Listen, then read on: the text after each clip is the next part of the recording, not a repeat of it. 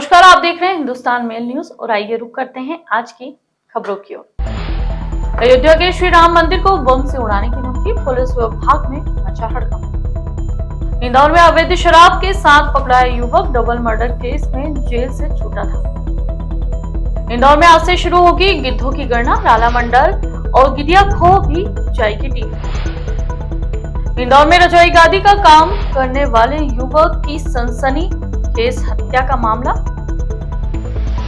इंदौर में पुलिस को ऑपरेशन प्रहार के तहत मिली सफलता, भारी मात्रा में मादक पदार्थ जब्त। महिला कर्मचारी की मौत को लेकर परिजनों ने स्कूल के सामने शव रखकर किया प्रदर्शन, मुआवजे की मांग को लेकर किया प्रदर्शन। आशा उषा कर्मियों का प्रदर्शन इंदौर संभाग आयुक्त कार्यालय पर और सीएमएचओ कार्यालय पर दिया ज्ञापन। अयोध्या के श्री राम मंदिर में हर रोज लाखों भक्त दर्शन के लिए पहुंच रहे हैं। मंदिर की सुरक्षा व्यवस्था काफी कड़ी की गई है। वीवीआईपी से लेकर आम जनता तक मंदिर की लाइन में खड़े होकर रामलला के दर्शन कर रहे हैं। इसी बीच अयोध्या के श्री राम मंदिर को बम से उड़ाने की धमकी मिली है। साथ ही लखनऊ के बख्शी का तालाब थाने को भी बम से उड़ाने की धमकी दी गई है। इसके बाद से पुलिस महकमे और प्रशासन के होश उड़ गए हैं। पुलिस को सीतापुर रोड के किनारे पाल रेस्टोरेंट में धमकी भरा पत्र मिला है। इसके बाद से मंदिर की सिक्योरिटी में लगी खुफिया एजेंसियां और सुरक्षा व्यवस्था पहले से भी ज्यादा अलर्ट हो गई है। धमकी भरा पत्र मिलने के बाद पुलिस ने गुरुवार देर रात ही अज्ञात लोगों के खिलाफ मामला दर्ज कर जांच शुरू कर दी है। पुलिस को मिले धमकी भरे पत्र में कई आपत्तिजनक शब्द और एक लड़की का नंबर भी लिखा है। पत्र में देश विरोधी नारे सहित सामाजिक सौहार्द बिगाड़ने समेत अन्य आपत्तिजनक शब्द लिखे गए हैं। पुलिस ने जांच के दौरान पत्र में लिखे लड़की के नंबर को डायल किया तो पता चला कि इस तरह के पत्र कई दिनों से अलग अलग जगह फेंके जा रहे हैं। इसमें उस लड़की का नंबर लिखा हुआ है। 2 दिन पहले इसी लड़की ने पुलिस के पास शिकायत कराने पहुंची थी। पुलिस ने अब अज्ञात लोगों के खिलाफ देर रात केस दर्ज कर लिया है। पुलिस ने इस मामले में जांच शुरू कर दी है। पुलिस को मिले धमकी भरे पत्र में जोया खान और जुबेर खान का नाम लिखा है। यह मामला बख्शी का तालाब थाना क्षेत्र के पाल रेस्टोरेंट का है। इंदौर में द्वारकापुरी थाना क्षेत्र में सनसनी हत्याकांड का मामला सामने आया है। पूरे मामले में पुलिस द्वारा कुछ संदिग्ध को पकड़कर पूछताछ की जा रही है। तो वहीं मृतक के घर से कचरा फेंकने के लिए निकला था और इस दौरान उसकी हत्या की घटना घटित हुई है। फिलहाल अभी जो मृतक की पत्नी है उसकी गिरफ्तारी नहीं हुई है, उनकी गिरफ्तारी शेष है। जो भांजा है उसकी गिरफ्तारी की गई है। उनसे पूछताछ में बात सामने आई है कि मृतक के द्वारा अपनी पत्नी को लगातार मारपीट की जाती थी और अत्यधिक शराब पीने के कारण पत्नी उससे परेशान थी, जिसके कारण उन्होंने भांजे के साथ मिलकर ये षड्यंत्र रचा। डील कितने पैसे हुई थी? तो ये मर्डर करना था, डील कितनी हुई थी और हत्या करने के बाद कहाँ ये जाके छुपे थे? ये 10-20 हज़ार रुपए के बात हुई थी, जिसके बाद में उनको डराने धमकाने और उनको चोट पहुंचाने की बात करी गई थी। और उसके बाद में हत्या करने के बाद में ये सब अपने अपने घर गए थे और वहाँ के बाद में ये शुभम से मिलने गए थे। देन उसके बाद में जब ये यहाँ से भागने की फिराक में थे, ये यहाँ से खाटू श्याम भागने की फिराक में थे, तब उनको पुलिस ने धर दबोचा और उनसे पूछताछ में बात को खुलासा किया। कितने आरोपी गिरफ्तार हुए हैं और हत्या का जो आपने सब खुलासा किया, सबसे बड़ा क्लू क्या रहा इसमें? कुल 6 आरोपी हैं, जिसमें से 2 बालिग हैं और 4 नाबालिग आरोपी हैं। और हत्या का खुलासा करने में सबसे महत्वपूर्ण भूमिका जो रही है वो उनके तकनीकी साक्ष्य हैं, जो कि हमारे पास उपलब्ध रहे। उनके मदद से ही हमने इनको ओपन किया। इंदौर की हीरानगर पुलिस ने एक बदमाश को पकड़ा है। उसके पास से भारी मात्रा में शराब मिली है। आरोपी दोहरे हत्याकांड में जेल में बंद था। जेल से छूटने के बाद अपनी गैंग को बढ़ाकर हीरानगर हत्याकांड का बदला लेना चाहता था। वह अवैध शराब की तस्करी से भी जुड़ गया था। दूसरी गैंग उसकी हत्या करने के लिए ढूंढ रही थी। उससे पहले ही वह पुलिस के हत्थे चढ़ गया। हीरानगर प्रभारी पीएल शर्मा ने बताया कि आरोपी का नाम मंगेश पुत्र श्रीकांत अकोलकर निवासी 192 ए सेक्टर सुखलिया है। उसके पास से 60 लीटर से ज्यादा शराब मिली है। आरोपी मंगेश ने अपने साथियों के साथ मिलकर बाणगंगा के करोल बाग में पुलिसकर्मी के बेटे और दोस्त की 2.5 साल पहले हत्या की थी। इसी हत्याकांड का बदला लेने के लिए मंगेश को जेल में मदद पहुंचाने की शंका में हीरानगर में 1 साल पहले निखिल की हत्या कर दी गई। मंगेश उस समय जेल में था। कुछ दिन पहले वह जमानत पर छूटा। निखिल की हत्या में जेल में बंद लालू बदौरिया और विशाल पवार अभी जेल में बंद हैं। उनके साथ ही मंगेश की हत्या करने के लिए उसे ढूंढ रहे हैं। इंदौर वन मंडल के ऐसे स्थान जहां पर गिद्ध पाए जाते हैं, वहां वन विभाग द्वारा शुक्रवार से गणना का कार्य शुरू किया जाएगा। इंदौर के चारों रेंज में एक साथ गिद्धों की गिनती होगी, जो 16 फरवरी से 18 फरवरी तक होगी। गणना के लिए वन कर्मियों को प्रशिक्षण दिया गया है। इसके लिए शहर में चरणबद्ध तरीके से कार्यशाला रखी गई है। वन विभाग द्वारा कुल 6 स्थान चयनित किए गए हैं। विभाग की टीम के साथ पर्यावरणविद भी दल में शामिल रहेंगे। राज्य में 2016 में पहली बार गिद्धों की गिनती हुई थी। उस दौरान प्रदेश में 33 जिलों में 900 से ज्यादा स्थान चयनित किए गए थे। प्रदेश भर में Egyptian, white rumped, king vulture, long billed और यूरेशियस व सिलेंडर बिल्ड प्रमुख है। इंदौर के वन मंडल में भी ज्यादातर गिद्ध इजिप्सिया प्रजाति के पाए जाते हैं। देवगुराड़िया के पास घट गई संख्या देवगुराड़िया पहाड़ी के पास ट्रेंचिंग ग्राउंड के हट जाने से भी गिद्धों की संख्या यहां कम हो गई।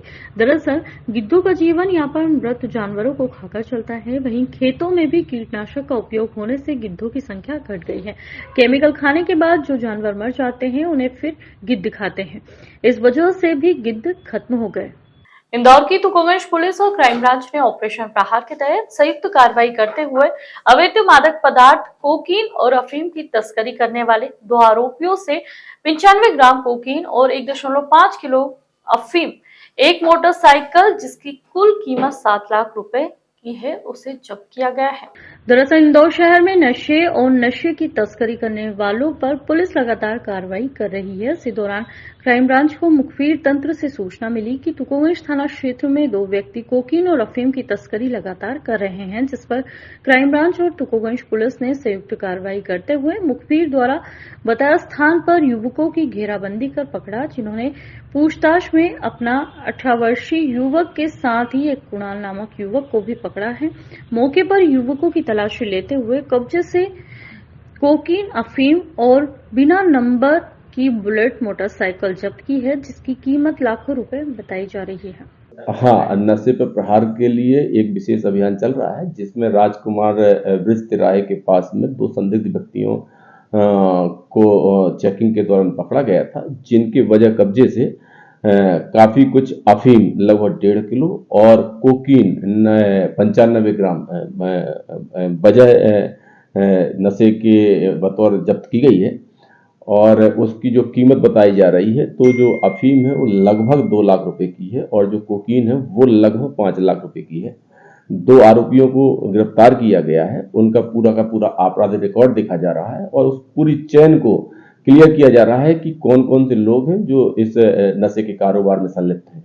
इंदौर के चमेली देवी पब्लिक स्कूल में कार्यरत महिला कर्मचारी की मौत को लेकर परिजनों और बलाई समाज के लोगों ने स्कूल के सामने शव रखकर प्रदर्शन किया और महिला की तबीयत खराब होने के बजाय घर भेजने का आरोप लगाया। साथ ही मुआवजे की मांग को लेकर प्रदर्शन किया।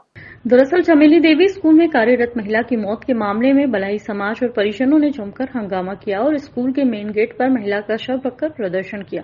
बताया जा रहा है कि 65 वर्षीय सगुनबाई पिछले 16 सालों से केसरबाग रोड स्थित चमेली देवी स्कूल में कार्यरत थी, जहां वे सफाई सहित अन्य कार्य करती थी।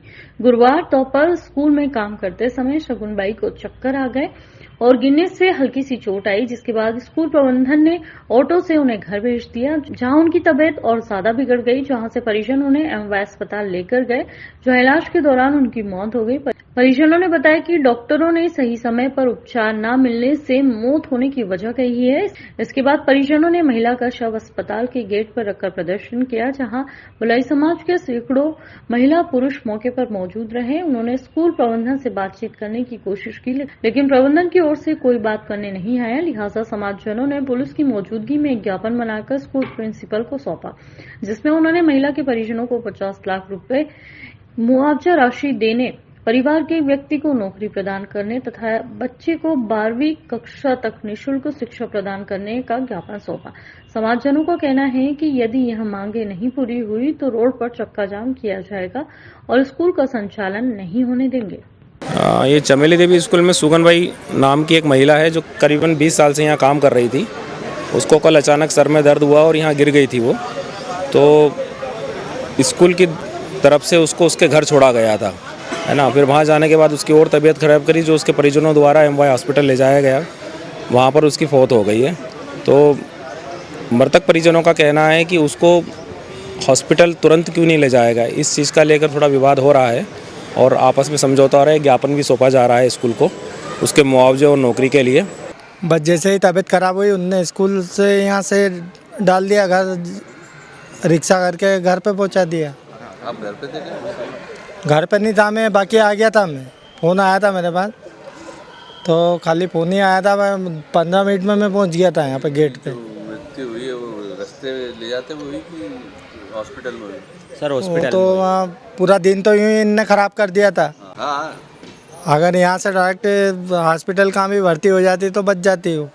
नियमितीकरण और लंबित रहने, वेतन बढ़ाने सहित अपनी विभिन्न मांगों को लेकर आशा उषा सहयोगी एकता यूनियन मध्य प्रदेश के बैनर तले आशा एवं पर्यवेक्षक ने इंदौर संभागायुक्त कार्यालय पर और सीएमएचओ कार्यालय पर ज्ञापन दिया। यूनियन के जिला अध्यक्ष कविता सोलंकी और जिला महासचिव नर्मदा त्रिवेदी ने बताया कि वह शिवराज सरकार के समय में अपनी विभिन्न मांगों को लेकर लगातार प्रदर्शन कर रही है। वहीं आशा वर्कर्स और फैसिलिटेटर्स फेडरेशन ऑफ इंडिया एवं अन्य योजना कर्मियों के राष्ट्रीय फेडरेशन के संयुक्त आह्वान पर 16 फरवरी को आयोजित राष्ट्रव्यापी हड़ताल के संदर्भ में आशा एवं पर्यवेक्षकों की मांगों के निराकरण की मांग करते हुए संभागायुक्त कार्यालय और सीएमएचओ पर आज ज्ञापन प्रेषित किया गया। माननीय मुख्यमंत्री शिवराज जी की सरकार में भी हम लोगों ने हजारों की संख्या में ज्ञापन दिए, हड़ताल किए, प्रदर्शन किया। हमारी मुख्य मांग रही पूरे मध्य प्रदेश में कि आशा कार्यकर्ताओं को सरकारी कर्मचारी का दर्जा दिया जाए और आशा कार्यकर्ताओं को 10,000 रुपये मासिक वेतन दिया जाए। साथ ही पर्यवेक्षक बहनों को 15,000 रुपये वेतन दिया जाए। चूँकि 29 जुलाई 2023 को माननीय मुख्यमंत्री जो पूर्व में थे शिवराज जी, उन्होंने हमारी कुछ मांगों को पूरा करने के लिए हमें आश्वस्त किया था कि हम आपकी मांगों को पूरा करेंगे। एक महासम्मेलन किया, उसमें उन्होंने ऐलान किया कि आशा कार्यकर्ता को 4,000 रुपये बढ़ाए जाएंगे और पर्यवेक्षक बहनों को 15,000 रुपये दिया जाएगा। क्योंकि उन्होंने हमारे मांग तो 10,000 की थी, 4,000 बढ़ाए, हमने स्वागत किया, परंतु हम आशा कार्यकर्ताओं को विगत कई सालों से शोषण किया जा रहा है।